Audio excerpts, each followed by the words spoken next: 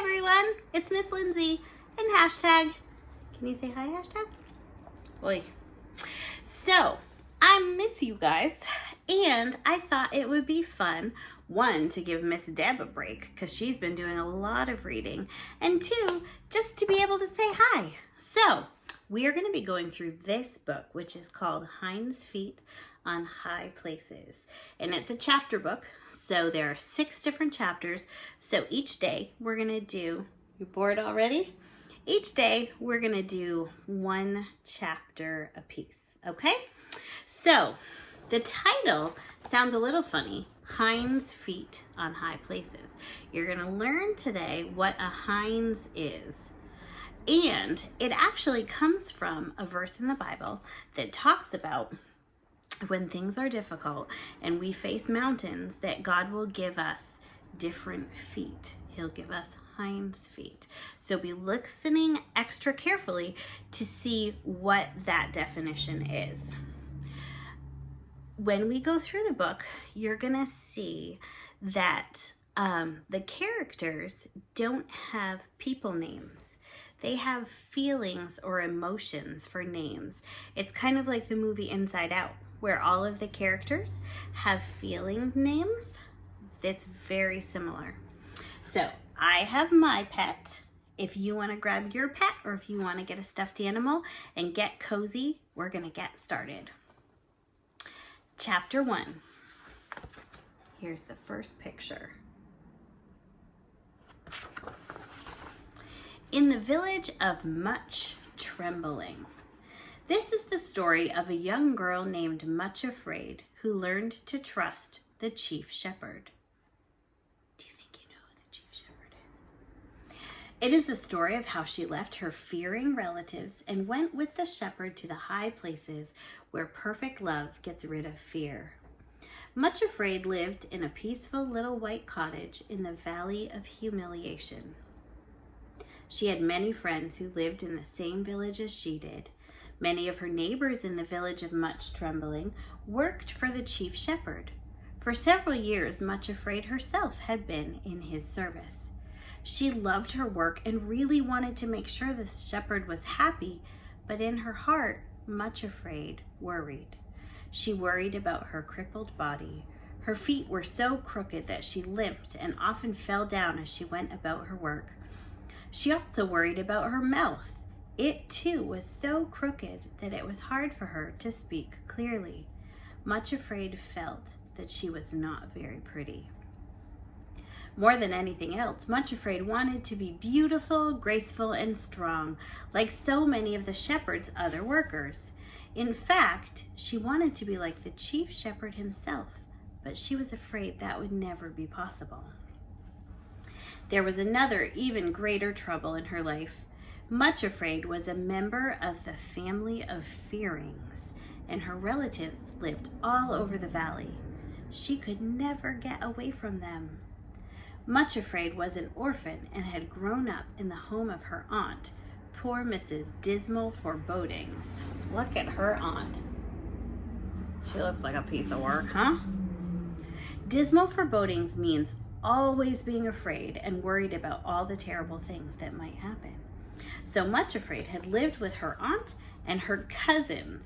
Her cousins' names were Gloomy and Spiteful, and their brother, Craven Fear. Craven means to be very afraid.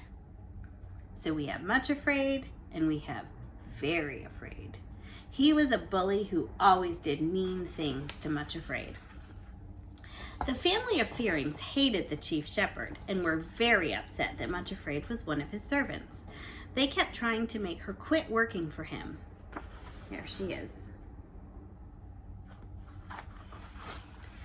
Then, one awful day, her relatives came to the cottage where Much Afraid lived and announced that she was to marry Craven Fear. What a horrible idea. She should have ordered them all to leave her cottage, but poor Much Afraid listened to her fearing relatives. She just sat cowering before them, repeating again and again that nothing would ever make her marry Craven Fear.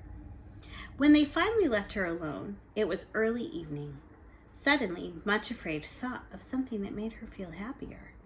The chief shepherd would be bringing his flocks of sheep to the watering place beside the village.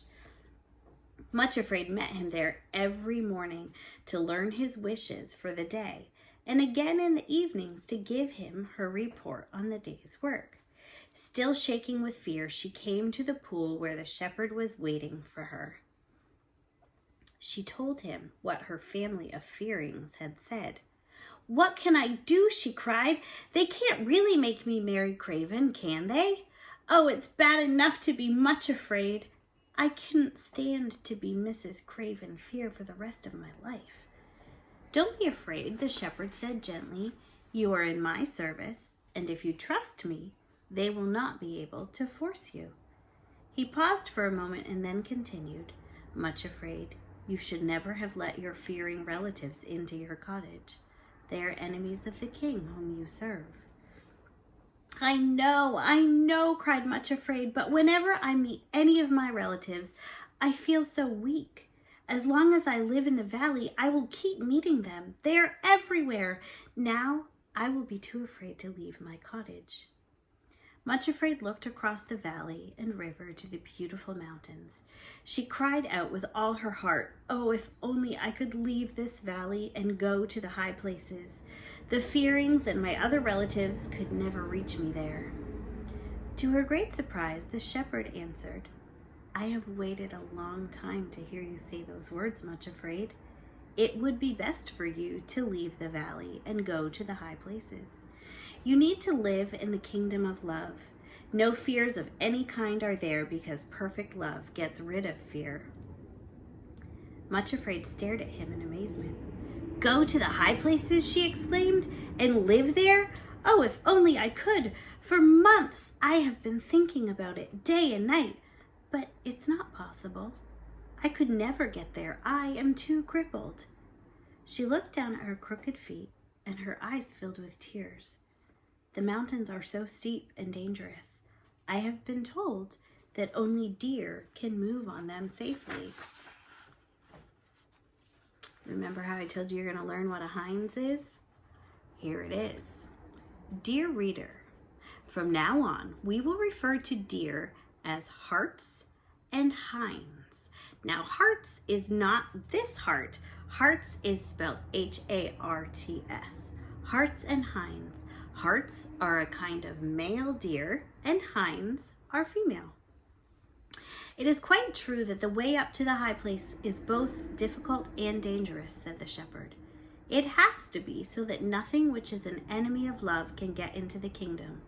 Nothing crippled or deformed is allowed, and the people who live there do need hinds' feet." See, the shepherd is there with his sheep.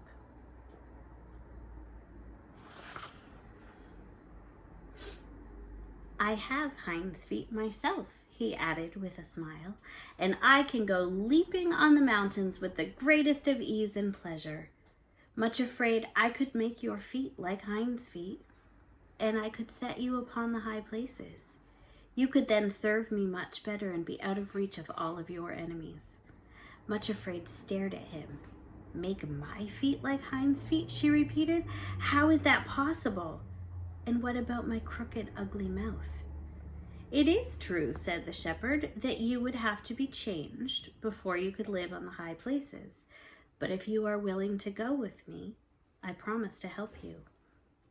Up on the mountains, as you get closer to the high places, the air is so clean that it will strengthen your whole body. There are healing streams where everything that is not beautiful is washed away. There is something else I must tell you. No member of the Fearing family can enter the kingdom of love. You will have to be given a new name first. Are you willing, Much Afraid, to be changed completely and to be made like the new name you receive?" She nodded her head. "Yes, I am." Here's the shepherd again. The shepherd put his hand upon her heart, and she felt sweetness and pain mixed together. "I plant the seed of love in your heart," he said. "When it blooms, you will receive a new name." There is one more thing I must tell you. I will take you to the foot of the mountains myself, so that there will be no danger from your enemies. From then on, you will not see me all the time, much afraid, but I will be able to hear you whenever you speak to me. Whenever you call for help, I promise to come to you at once. 2 special helpers will guide you on the steep, hard places while your feet are still crippled and you can only go slowly. I have chosen them myself. Will you accept them with joy and let them be your helpers? Oh, yes, she answered at once, smiling at him happily. Of course, I am quite certain that you know best, and whatever you choose is right. Then she added joyfully, I feel like I will never be afraid again. The shepherd looked at her very kindly. No one understood better than he that growing into the likeness of a new name takes a long, long time. But he did not tell her so. Instead, he said, Now you may go home and get ready. Do not tell anyone about your journey to the high places. It needs to be a secret. Be ready to come when I call. Now that's the end of the first chapter. There are a couple questions. Let's go over them. Who is the shepherd? If you haven't answered by now, I'm going to tell you it's Jesus. And who is much afraid? Who do you think much afraid is? Have you ever been afraid? I know I have been. Much afraid is us in this story. Who do you think are the fearing relatives? It said all of her relatives were fearings. Have you ever had fears or worries or bad habits? Maybe those are her relatives. And what do you think the high places are? It's actually not heaven. In the final chapter, she reaches heaven. Oh, I just told you the end of the story. But the high places are where we have a deep and growing relationship with Jesus. All right, so that was the end of chapter 1. We're going to meet again tomorrow, and we'll go over chapter 2. I love you. I'll see you tomorrow.